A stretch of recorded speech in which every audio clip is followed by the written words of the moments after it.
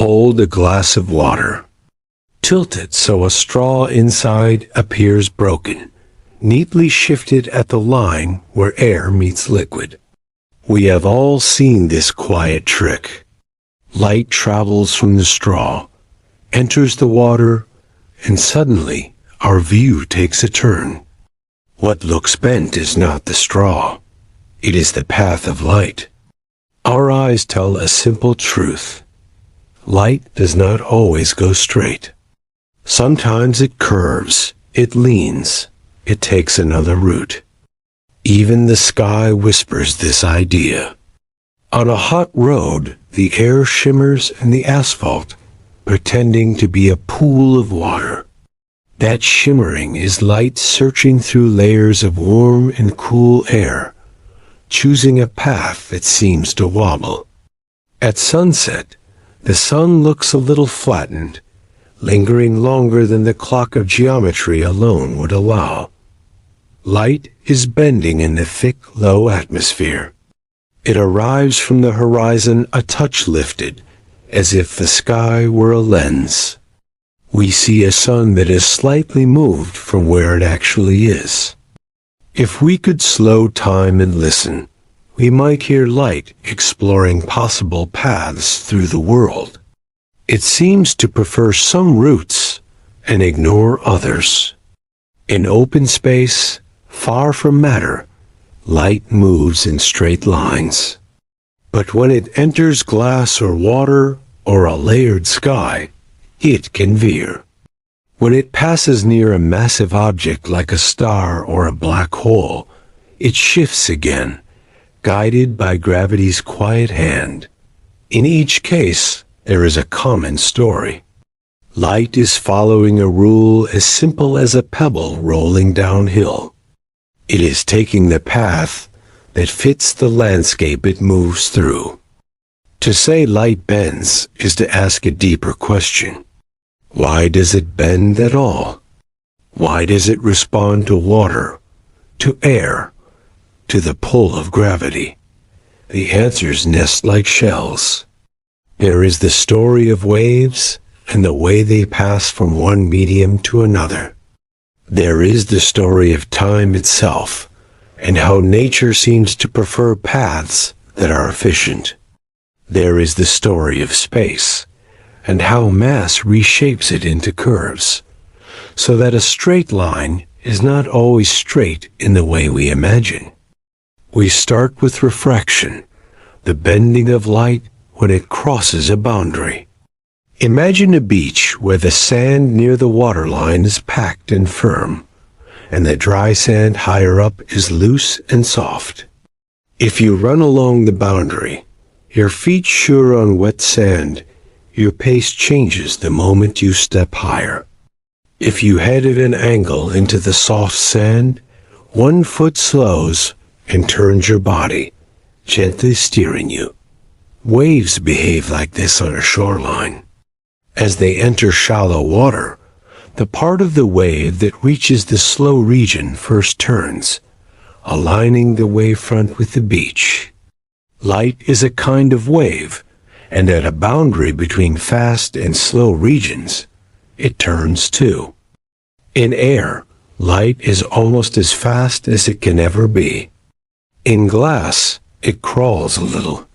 In water, it also slows.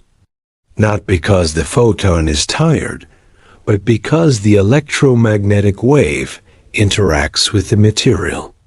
The atoms tug and delay the wave in a repeating dance. The pattern of that delay, averaged over countless cycles, looks like a new speed. When the wave moves from fast to slow, it turns toward the normal, the imaginary line perpendicular to the surface. When it goes from slow to fast, it turns away.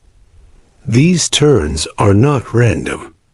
They follow a precise rule discovered centuries ago, and still whispered every time you look into a lake and see the stones shifted from where they truly lie. Sometimes the turn is so strong that light cannot escape. If the angle is steep enough from within a dense medium, It reflects instead of refracts. This is total internal reflection, and it keeps beams trapped in hair-thin fibers that carry the internet across oceans. It is also why diamonds sparkle, light ricocheting inside them before bursting out as glitter. The world's quiet networks thrive on guided light, bending and reflecting in purposeful paths. Beyond glass and water lies another kind of bending, a more tender twist. Gravity does not grab light by the hand.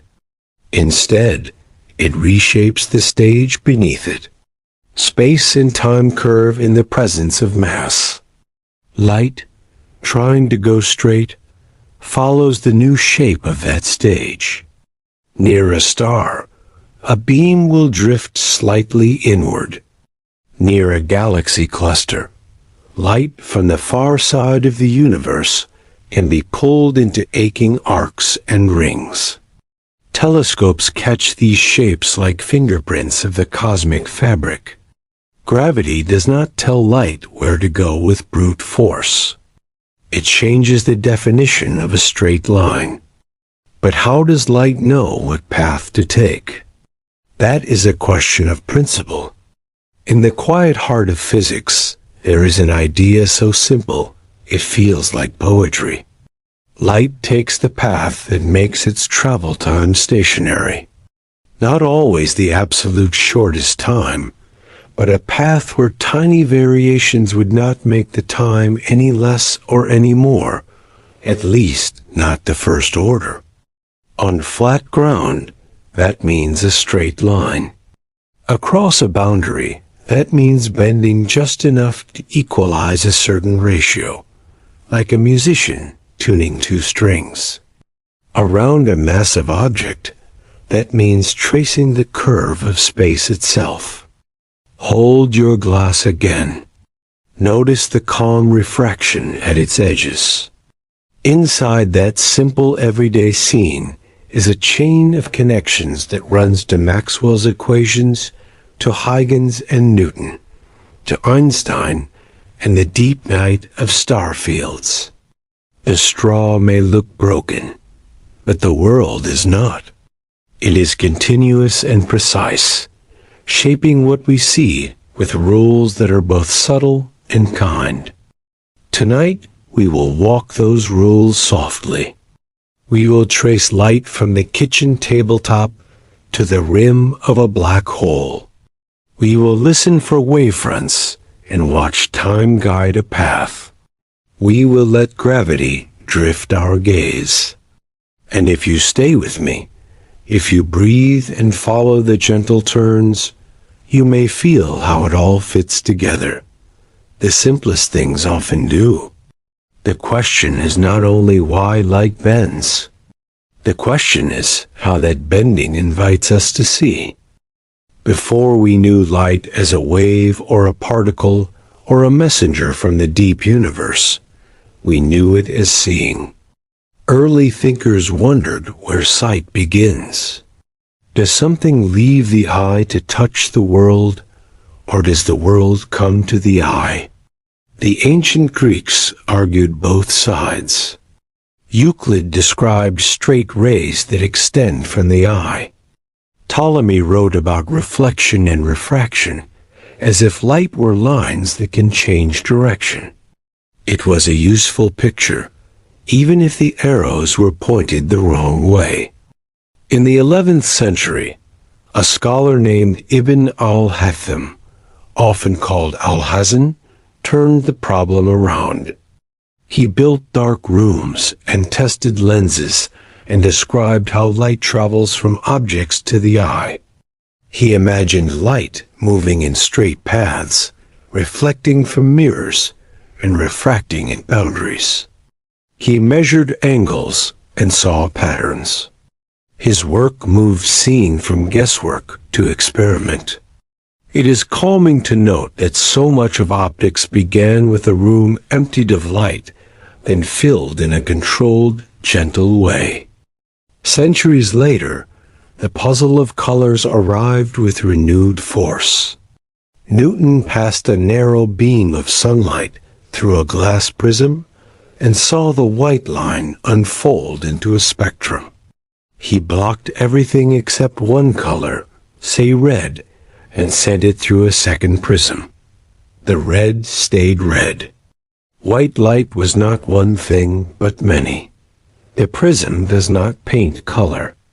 It separates it because different colors bend by different amounts. That difference in bending is called dispersion. It is the quiet heart of rainbows. Newton thought of light as corpuscles, tiny particles. He could describe reflection cleanly and even explain refraction with a particle story. Across the Channel in Holland, and later in France, Christian Huygens offered a different picture. Light is a wave, he said, like ripples on water that expand from every point. Each point on a wavefront is a new source of tiny spherical waves. Add them all, and you get the next wavefront. This construction naturally explains why a wave turns when it enters a slower medium. The part that hits the slow region first lags behind. The wavefront pivots. The two pictures seemed at odds. Is light a particle or a wave? For a time, the wave view struggled. Particles felt intuitive. But then came an experiment like a cool breeze in a hot room. Thomas Young set up two slits and let light pass through. He observed bright and dark bands on a screen beyond, a pattern of interference. Waves can add and cancel. Particles, if they are tiny bullets, do not interfere in that way. The double slit was a soft verdict. Light behaves like a wave. The bending we see at a boundary is refraction. Huygens explained it by the geometry of wavefronts. But the angles that describe this turn have a crisp rule discovered by a Dutch mathematician, Willem in the early 1600s, and later discussed by Descartes. The rule connects the signs of the angles of incidence and refraction through a ratio of speeds. Put gently, the angle change is determined by how fast light travels in each medium. Faster to slower, the beam bends toward the normal. Slower to faster, it bends away. There is another way to see this rule. It is like watching a field of runners cross from firm ground to mud. Everyone wants to reach a point on the far side as quickly as possible. If you go straight, you spend too much time in the mud. If you go sideways first, you take too long on the firm ground. There is an optimal crossing point on the boundary that minimizes the total time. That choice forces the path to break at a particular angle. Pierre de Fermat put this idea into a principle. Light follows the path that makes its travel time stationary. Nature does not consult a map, but many systems can be described as though they find the path of least time or least action. It is a quiet, unifying way to see. Measurement mattered. In the late 1600s, Ulrechner watched moons around Jupiter and noticed that the timing of their eclipses shifted with Earth's distance. The only way to explain the delays was to accept that light has a finite speed. 2 centuries later, Armand Fizeau used toothed wheels and rotating mirrors to measure light speed in air. Albert Michelson refined the measurement with long baselines and careful reflection. They approached a constant in nature, a speed in vacuum that seemed fundamental. That speed settled more than numbers. It suggested that light might be an electromagnetic wave, a vibration in electric and magnetic fields that travels at a set pace given by the properties of the fields themselves. James Clerk Maxwell gathered the pieces. He wrote equations that knit electricity and magnetism into one fabric. He found that oscillating electric fields create oscillating magnetic fields, and together they march through space as waves. The speed of that march, computed from constants measured in laboratories, matched the speed of light. Light was an electromagnetic wave. Color was frequency. Refraction and dispersion were the response of materials to different frequencies. The bending, then, was not a whim. It was matter answering a specific rhythm. If you step back from the equations and just watch a beam entering water, it is enough to remember this. Light goes slower in water than in air. The boundary is like a shoreline. The wave turns as it enters, because one side of the wavefront slows first. That is refraction, a simple geometry emerging from a detailed dance of fields and charges. If you look closer at the dance, you will see electrons being nudged, re-radiating the wave, and producing a net delay. But for now, as night settles in, it is soothing to hold the shoreline picture. It is soothing, too, to remember that the sea of ideas was not free of debate. Newton's particles explained reflection neatly. Huygens' waves explained interference and refraction with ease. It would take more than a century to realize that both insights were necessary, that light is both wave and particle, depending on how you ask the question. That story, and how a beam can bend even when space itself is curved, awaits us. For now, we have a beach, a boundary, a glass of water, and the light, turning gently, seems to bow as it enters. In the next breath, we follow light into narrower spaces and see how it bends not only at surfaces, but around edges. We watch it interfere with itself. We feel the pull of gravity at a distance. The curve of light is about to widen, from the edges of a table to the horizon of a star. Step into a room with a single slit cut in a thin sheet. Let a beam of monochromatic light pass through. On the wall beyond the slit, do you expect a single bar of light? Instead, the pattern spreads, bright in the center, then fainter bands to either side. Light has bent around the edges of the slit. This is diffraction. Waves do this. Water slips through a narrow gap and spreads in a fan. Sound leaks around a doorway. Light, too, flows into regions that pure geometry would forbid. It is a gentle reminder that edges are suggestions, not walls, when you are a wave. Place 2 slits in the sheet. The wall becomes a canvas of alternating bright and dark stripes. Where the peaks of one wave meet the peaks of another, brightness blooms.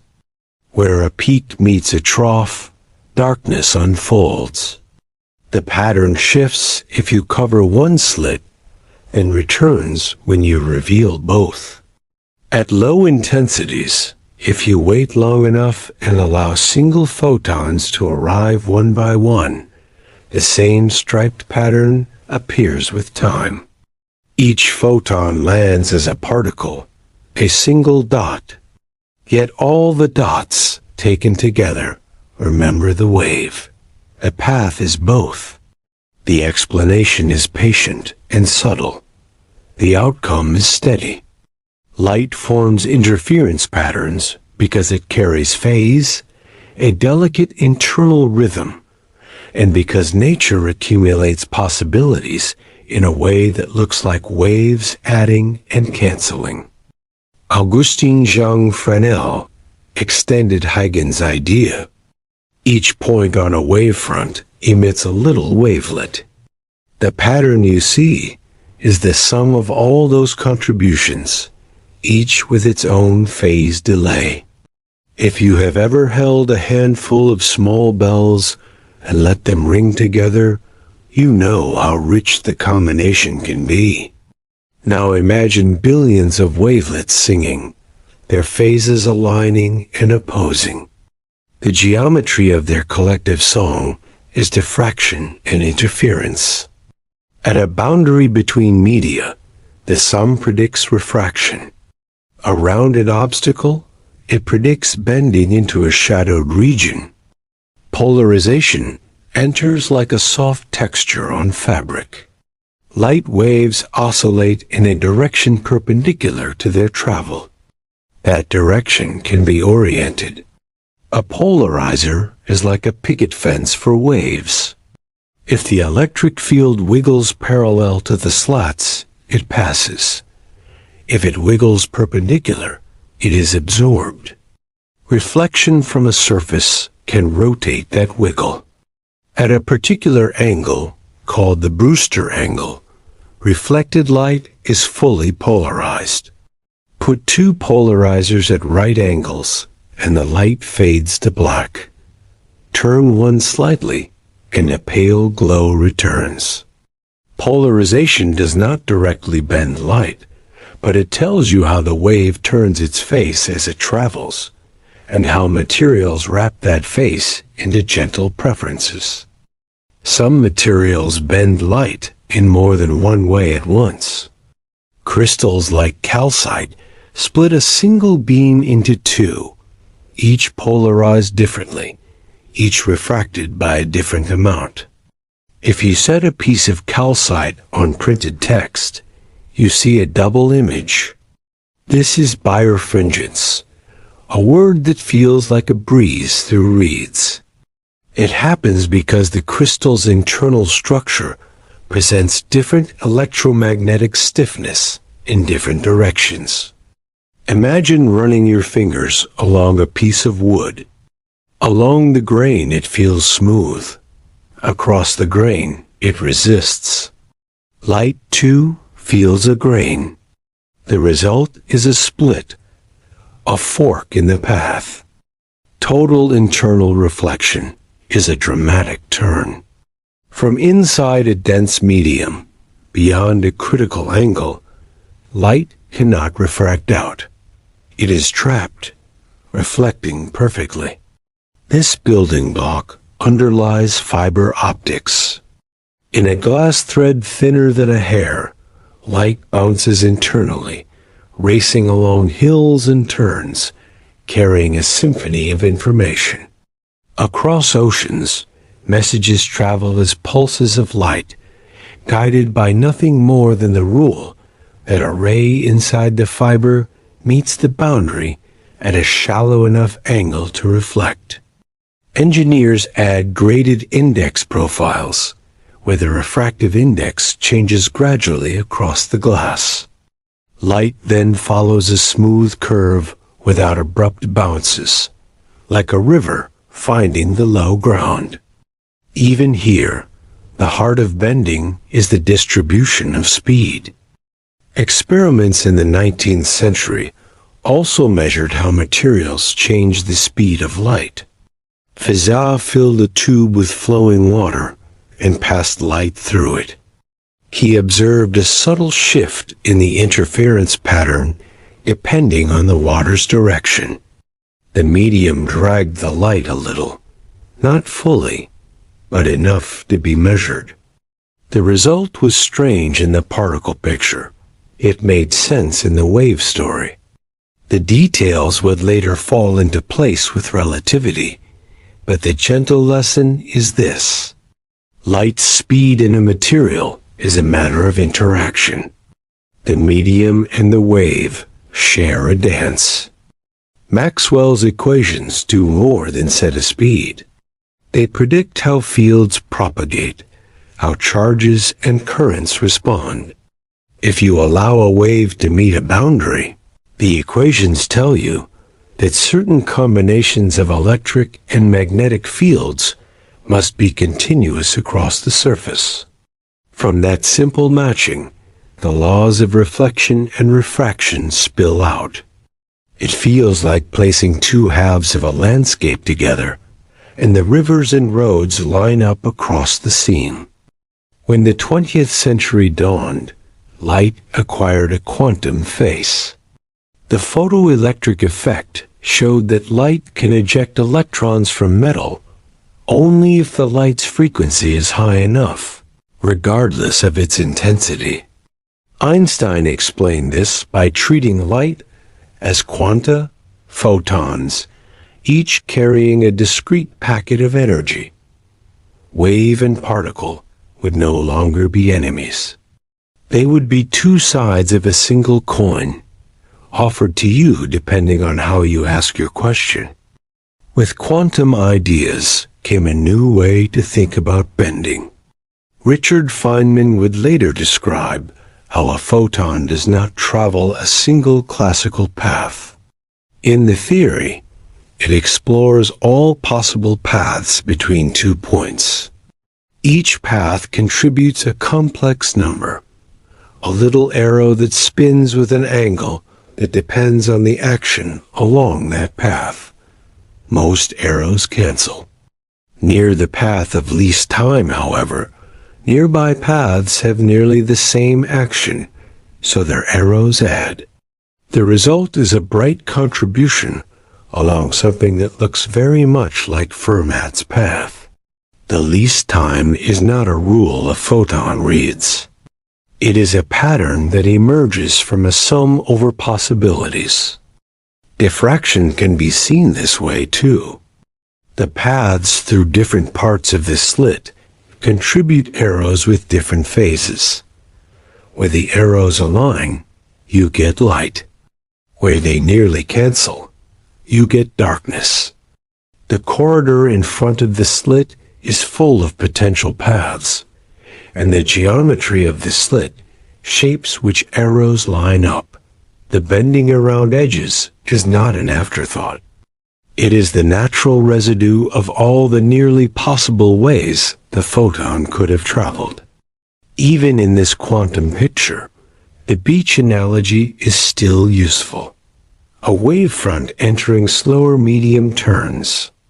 A swimmer who seeks the shore at the quickest time runs on sand as long as possible, and only then cuts into the waves.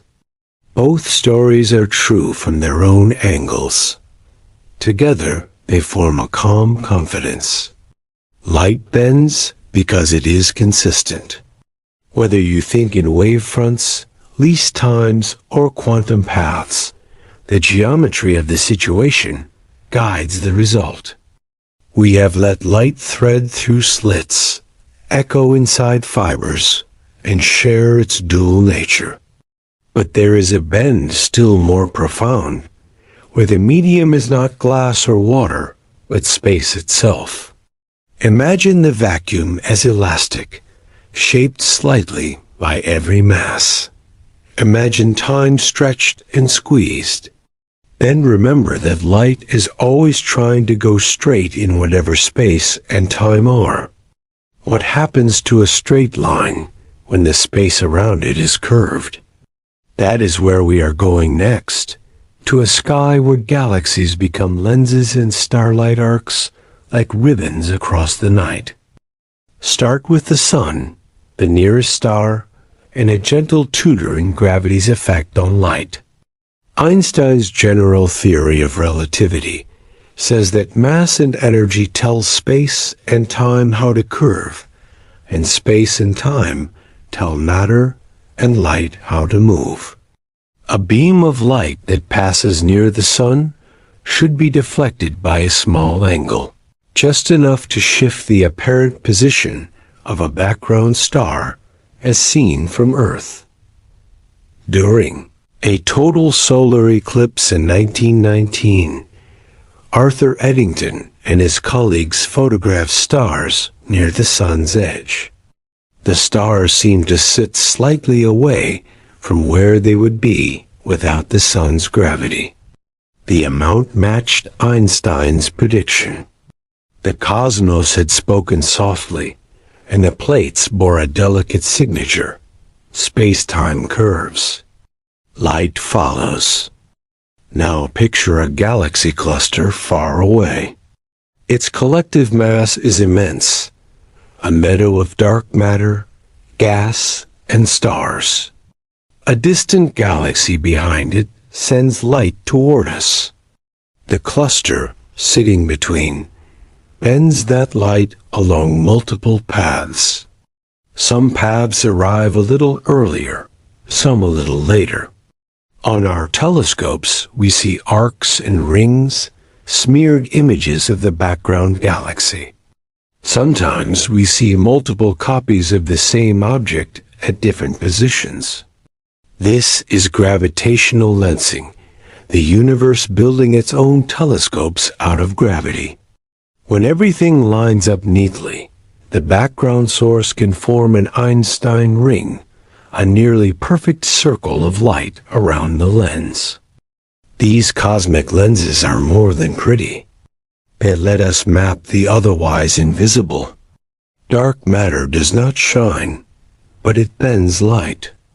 By studying how background galaxies distort, we infer the mass distribution in the foreground cluster. Tiny distortions across many galaxies make a field called weak lensing. Strong lensing creates arcs you can see with your eyes. In both cases, the bend is a trace of the curvature of space-time. Light is not pulled from its path by a force in the old sense. It is doing what it always does. It is going straight in a curved geometry. Time enters too. Along different paths through a gravitational field, clocks tick at different rates. Light that skirts a massive object takes extra time, not only because the path is longer, but because time itself is stretched in the gravitational well. In our own solar neighborhood, radar signals sent past the sun to planets and bounced back take slightly longer than they would in flat space. This is the Shapiro delay, a gentle timing effect that constructs another proof. Gravity bends light and also slows the flow of time. The two are not separate in relativity's fabric. Even without cosmic masses, Earth's atmosphere bends light every day.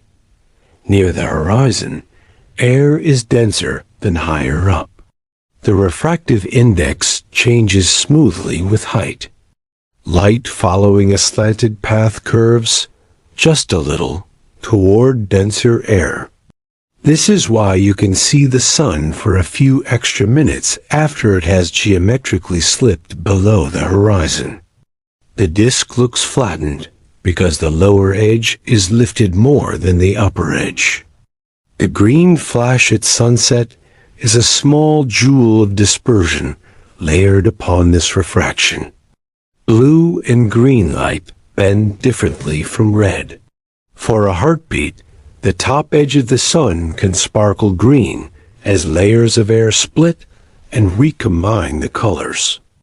Mirages are the atmosphere's dreamy lens making. On hot days, air near the ground is warm and less dense. Above, it is cooler and denser. Light from the sky bends upward as it grazes the hot layer. To you, those upward bent rays seem to arrive from the ground ahead, so you see a pool that reflects the sky. On cold seas or in polar regions, the gradient can invert. Light can bend downward, lifting distant ships into floating visions. Superior mirages and the ornate Fata Morgana arise from layered atmospheric ducts. They are not tricks of the eye. They are refraction maps written across the sky. Rainbows belong here too, as soft records of bending and reflection inside droplets. Sunlight enters a water sphere and slows, bending toward the normal. Inside, it reflects once from the far side, then exits, bending again as it speeds up. The overall path depends on wavelength, so red emerges at a slightly different angle than violet. The geometry stacks these directions into a circle around the antisolar point. You stand between the sun and the rain. The rainbow you see is the light that happened to be bent at just the right angle toward your eyes. Every person sees their own rainbow, even when they stand side by side, because each set of raindrops sends you a unique bundle of angles. Engineers take inspiration from nature and create materials that bend light in new ways. Metamaterials are structured on scales smaller than the wavelength, guiding the electromagnetic response to produce effects not found in conventional substances. Some designs yield a negative refractive index, where light bends on the opposite side of the normal compared to ordinary materials. In such media, wavefronts and energy flow can move in counterintuitive directions. Cloaking devices, at least in narrow frequency bands and for small objects, are possible by steering waves around a volume and recombining them on the far side. The idea is not magic. It is a practical use of the principle that bending arises from how speed varies across space. Refractive gradients are not rare. The eye itself is a graded index lens. The cornea contributes most of the bending, and the lens fine-tunes the focus by subtly changing shape. Inside the lens, the refractive index is higher at the center than the edge. Light curves smoothly through it, allowing a sharp image to form at the retina. What you see now, perhaps a lamp or a page or darkness with a soft glow, is built by curved paths and careful timing. At the edge of extreme, black holes shape light into rings and crescents. The Event Horizon Telescope imaged the shadow of a supermassive black hole, a dark central region surrounded by a bright asymmetrical ring. That ring is not a fence. It is a photon orbit, a place where light can circle the hole many times before escaping toward us. The asymmetry arises because material near the hole moves at relativistic speeds, brightening the side that approaches through a beaming effect and dimming the receding side. The image is a portrait of bending where geometry is most wild, and yet most faithful to the rule that light follows the straightest possible route through curved spacetime. Even in everyday tools, we see the fruit of controlled bending. A simple magnifying glass curves light to bring far objects nearer to focus. A microscope stacks lenses to guide stray photons into coherent images of cells and crystals. A telescope gathers faint starlight across large mirrors and bends it to a point where a camera waits.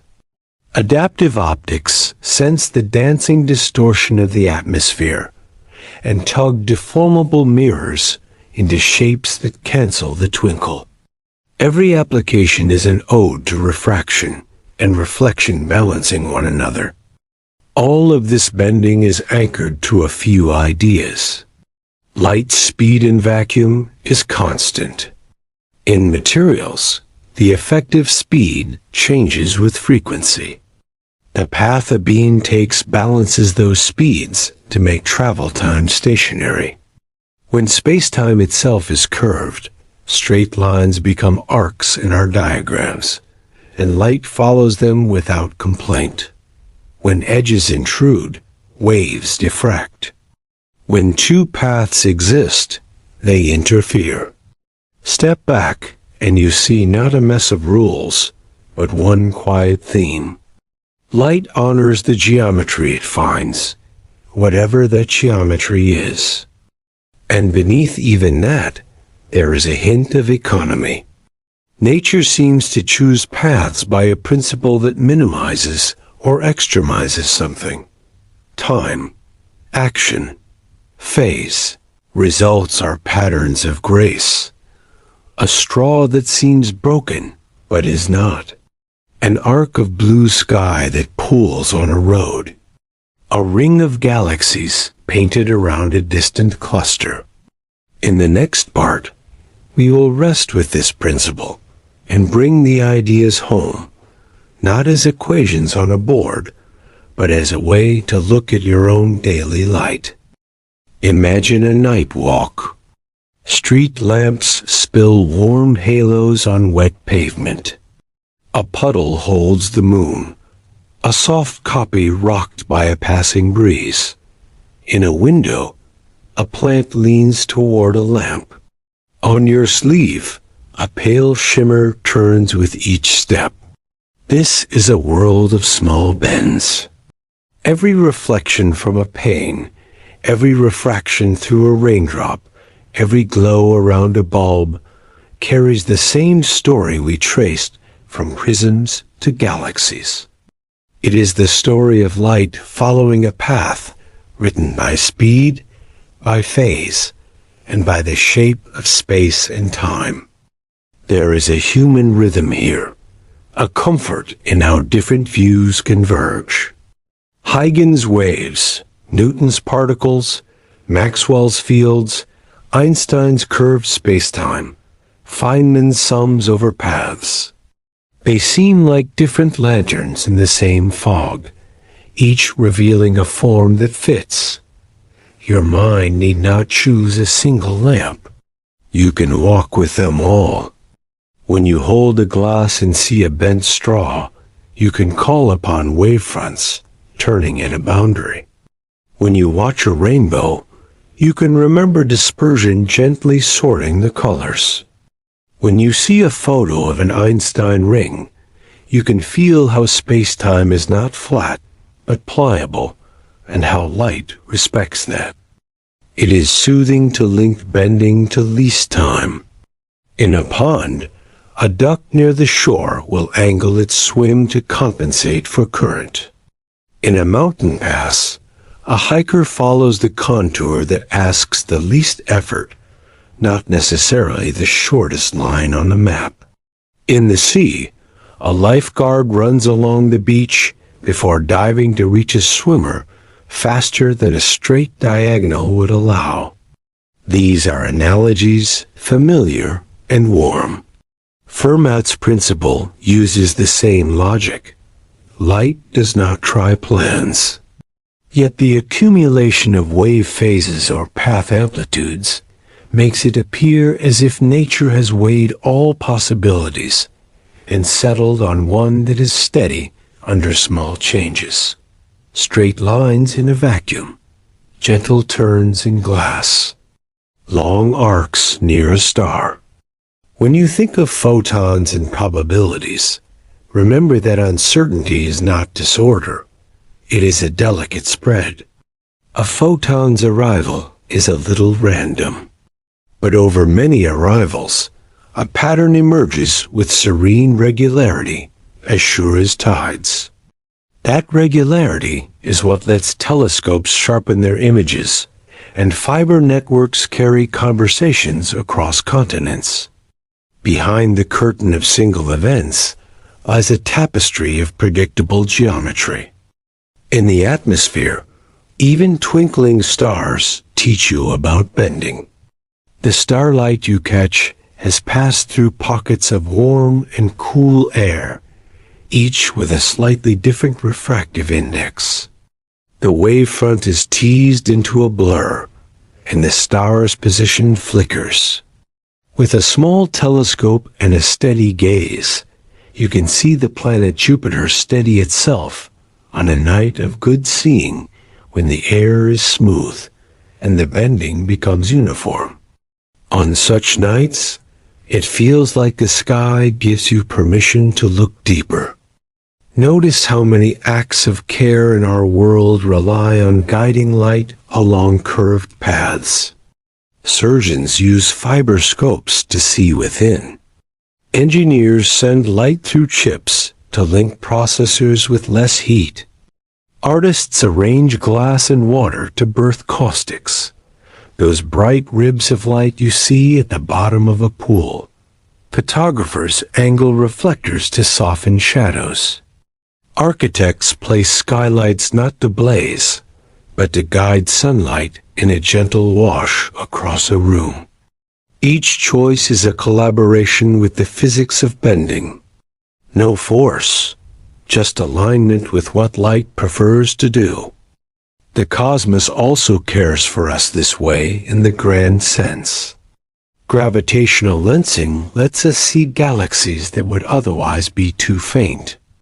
It pulls whispers from the early universe into our reach. Astronomers measure time delays between multiple images of a lensed supernova to estimate the Hubble constant and learn how fast the universe expands. Light bending becomes a tool for telling time and distance across unimaginable scales. The same rule that makes a straw look offset lets us weigh a cluster of galaxies. The same turning that builds a rainbow allows a black hole portrait to be focused. Small and large rhyme. If you sit by a window in the late afternoon, a slant sun will project patterns from the glass onto the wall. Run your finger through a stream of water from the tap and watch how the ripples paint the sink with dancing lines. These are not just pretty, they are lessons you can feel. The bright lines are caustics, envelopes of many rays focusing together. This is why the bottom of a pool looks woven with light. Rays bend and cross, and where more of them meet, brightness grows. If you ever felt the warmth of a sunbeam concentrated by a magnifying glass, you have touched a caustic. There is a comfort in knowing that the rules are robust. You can flip them, stretch them, apply them in new ways. Metamaterials can be designed to steer microwaves around a notch in a metal plate so that the wave reappears almost undisturbed on the far side. Lenses can be carved flat, yet arranged to focus like curved glass by varying the structure across their surface. These metal lenses are thin and lightweight, made of arrays of tiny pillars that delay light by specific amounts. The beam bends not because the surface bulges, but because the map of phase across the face is sculpted. Nature gave us gradients in raindrops and eyes. We answer with gradients in devices. Beyond lessons and devices, there is the quiet feeling that the universe speaks gently through light. It brings us images and information without pushing us. It arrives in straight lines, unless given a reason to do otherwise. When it bends, there is a story in that bend. About temperature and density in the air. About the shape of a droplet. About the mass of a galaxy cluster. About the curvature of the world itself. Light tells you what is out there and what lies between. As we come to rest, recall how many scenes we passed. A straw in water. A prism on a sill. Fibers under the sea. A mirage on a road. The limb of the sun tinged green, for an instant that you might catch if you are patient. Arcs around galaxy clusters. A ring of fire around a black hole. The same physics holds them softly together. Light bends because its speed changes in materials. It bends because wavefronts turn. It bends because time is not the same everywhere. It bends because space is not flat. It bends because the sum over all possible journeys gives weight to the path of least time. There is no contradiction in these answers. They are one melody played on different instruments. Tomorrow, perhaps, you will catch a reflection on a bus window and notice a faint double image. You might watch the moon rise and see how it grows swollen near the horizon. You might hold a spoon and see the world upside down in its curve. Each of these is an invitation to breathe, to remember the calm, precise, and beautiful way the universe works. If you listen long enough, you begin to trust the curves. They are not tricks. They are explanations shaped by patience. Thank you for spending this time in the quiet physics of light. If these gentle turns and soft patterns brought you ease and wonder, you are welcome to stay with Hypnosphere. We will keep walking together through science at a restful pace, asking simple questions and letting the answers arrive. When you are ready, subscribe and drift with us again. Until then, may your night be filled with soft light and kind curves.